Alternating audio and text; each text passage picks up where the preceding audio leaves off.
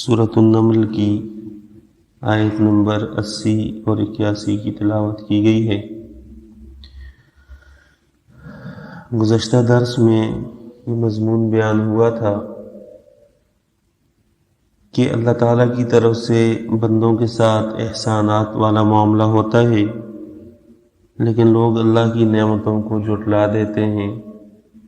پیغمبر صلی اللہ علیہ وسلم کو تسلی دی گئی تھی کہ آپ دین کی دعوت دیتے رہیں، آپ حق بات بیان کر رہے ہیں، کسی کے قبول کرنے یا نہ کرنے سے آپ پر کوئی فرق نہ پڑے۔ آج کے درس میں جو 2 آیات پڑھی گئی ہیں، ان میں بھی وہی تسلی کا مضمون ہے۔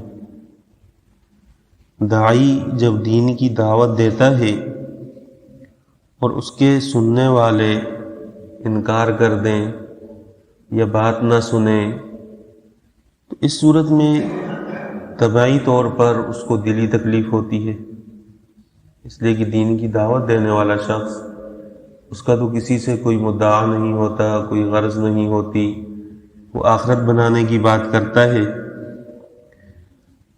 جب اس کا انکار ہو یا سنا ہی نہ جائے تو طبعی طور پر دل میں بے چینی ہوتی ہے۔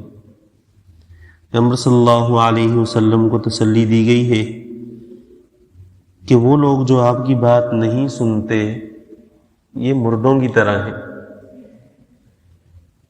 اور مردوں کو آپ اپنی مرضی سے سنا نہیں سکتے، اور مردے اپنی مرضی سے کسی کی بات سن نہیں سکتے۔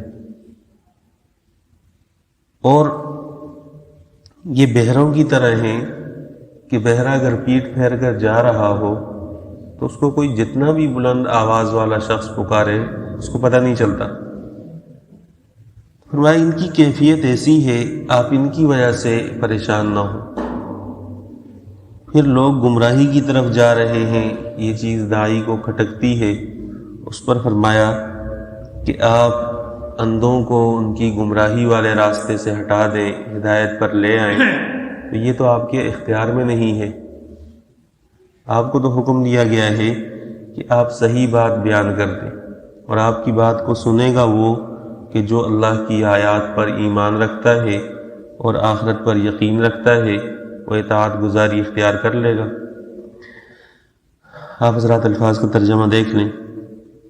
فرمایا انک لا تسمع الموتى، بے شک آپ نہیں سنا سکتے مردوں کو، ولا تسمع الصم الدعاء، اور آپ نہیں سنا سکتے بہروں کو پکار، اذا ولوا مدبرین، جب وہ پیٹ پھیر کر جا رہے ہوں۔ اس آیت میں اس بات کی وضاحت ہے کہ اس آیت سے مراد قبروں میں رہنے والے مردے نہیں ہیں۔ اس میں بڑی لمبی چوڑی بحث، تقریریں اور مناظرے ہوتے ہیں کہ مردے سنتے ہیں یا نہیں سنتے۔ پیغمبر صلی اللہ علیہ وسلم کے صحابہ کے زمانے سے یہ مسئلہ مختلف بھی ہے۔ حضرت عبداللہ ابن عمر رضی اللہ تعالیٰ عنہما سننے کے قائل تھے، حضرت عائشہ رضی اللہ تعالیٰ عنہ نفی فرماتی تھی، دونوں کے پاس احادیث تھیں، استدلال تھا۔ حکیم الامہ حضرت حنوی رحمہ اللہ نے قول فیصل یہ بیان کیا ہے کہ جب اللہ چاہتا ہے مردوں کو سنا دیتا ہے، اور جب نہیں چاہتا تو نہیں سناتا۔ یا بعض مردے ایسے ہیں جو سنتے ہیں اور بعض ایسے ہیں کہ جو نہیں سنتے، اور اس کا مفہوم وہی نکلتا ہے کہ انسان، زندہ انسان اپنی مرضی سے مردے کو سنا نہیں سکتا، اور مردہ اپنی مرضی سے سن نہیں سکتا۔ اس سے جتنی بھی احادیث ہیں سب میں تطبیق ہو جاتی ہے۔ جیسے عبداللہ ابن عمر رضی اللہ تعالیٰ عنہما سے مروی روایت ہے کہ جب کوئی شخص قبرستان جاتا ہے، اپنے جان پہچان والے شخص کو سلام کرتا ہے تو اللہ تعالیٰ اس کی روح کو لوٹا دیتے ہیں، اور وہ روح اس کو جواب دیتی ہے، اور ان کا آپس میں تعارف ہوتا ہے۔ تو اس طرح کی تمام روایات میں تطبیق اسی صورت میں ہوتی ہے کہ جب اللہ چاہتا ہے تو اس وقت سنا دیتا ہے، جب نہیں چاہتا تو نہیں سناتا۔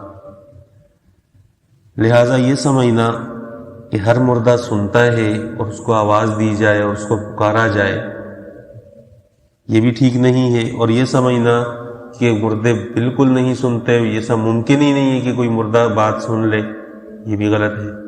تو حکیم الامہ رحمہ اللہ کی جو بات ہے وہ زیادہ قریب ہے قول فیصل کے۔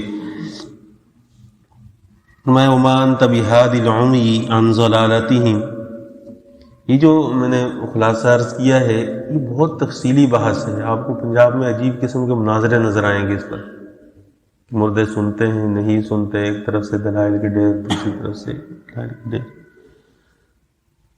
وما انت بہادی العمی عن ضلالتہم، اور آپ اندھوں کو رہنمائی نہیں کر سکتے ان کی گمراہی سے ہٹا کر۔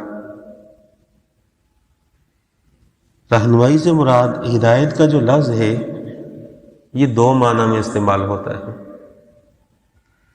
ایک مطلب یہ ہوتا ہے ہدایت کا کہ کسی کو مقصد تک پہنچا دیا جائے۔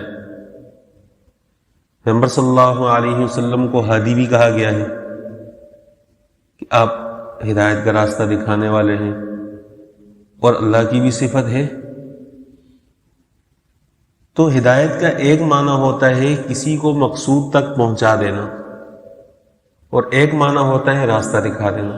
اس میں کوئی شخص یہ پوچھے کہ جی بلوچستان سے جی کہاں ہے، تو ایک طریقہ یہ ہے کہ آپ اس سے یہ کہیں مسجد سے یوں نکلیں اور سیدھے مین روڈ پر چلے جائیں، اور آگے سیدھے جائیں، آپ کو کونے میں نظر آ جائے گا۔ ایک طریقہ یہ ہے۔ دوسرا طریقہ یہ ہے کہ آپ اس کو ہاتھ سے پکڑیں، اپنے ساتھ اپنی سواری بھی بٹھائیں، لے کر جائیں اور ہوٹل کے سامنے اتار دیں۔ پہلے طریقے کو کہا جاتا ہے اراءۃ الطریق، اور دوسرے کو کہا جاتا ہے ایصال الی المطلوب۔ جب یہ کہا جاتا ہے اللہ ہدایت دیتا ہے تو مطلب یہ ہوتا ہے کہ اللہ پہنچاتا ہے، اور جب نبی کی طرف نسبت ہوتی ہے تو مطلب یہ ہوتا ہے کہ نبی رہنمائی کرتا ہے، اور جب نبی سے نفی ہوتی ہے تو نفی رہنمائی کی نہیں ہوتی۔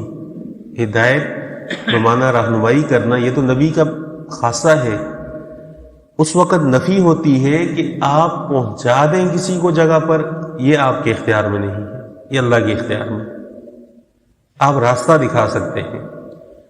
وما انت بہادی العمی عن ضلالتہم، اور نہیں ہیں آپ اندھوں کو رہنمائی کرنے والے ان کی گمراہی سے ہٹا کر۔ ان تسمع الا من یؤمن بآیاتنا فہم مسلمون، آپ کی بات وہی لوگ سنتے ہیں جو ایمان لائے ہیں ہماری نشانیوں پر، پھر وہ اطاعت گزار بن گئے ہیں۔ اس سے یہ بھی پتہ چلا کہ وہ شخص جو کلمہ پڑھ لے اس کو تبلیغ کرنا غیر مسلم سے بعض دفعہ زیادہ بہتر ہوتا ہے۔ ہمارے زمانے میں بعض لوگ تبلیغیوں کو بہت دوڑاتے ہیں، جاؤ جا کے فلاں میں تبلیغ کرو، فلاں جگہ تبلیغ کرو، ادھر کرو۔ تو جب مسلمان خود دین سے ہٹ رہا ہے جبکہ کلمہ پڑا ہوا ہے تو مسلمان کو رہنمائی کرنا، صحیح بات سمجھانا، یہ بھی دین کا حصہ ہے۔ تبلیغ کا مطلب لوگوں نے یہ سمجھا ہے کہ کافر کو کلمہ پڑھایا جائے گا، ایسا نہیں ہے۔ اس آیت سے ہی معلوم ہوتا ہے کہ جو لوگ ایمان لے آتے ہیں ان کے اندر ہدایت کا مادہ اللہ تعالیٰ رکھ دیتے ہیں، پھر وہ جلدی ہدایت کو قبول کر لیتے ہیں۔ اسی لیے مسلمانوں میں آپس میں ایک دوسرے کو خیر کی بات بتانا یہ اسلاف سے سلسلہ چلا آ رہا ہے اور آج تک جاری ہے۔ اللہ تعالیٰ سے دعا ہے قرآن تعلیمات پر عمل کرنے کی توفیق عطا فرمائے۔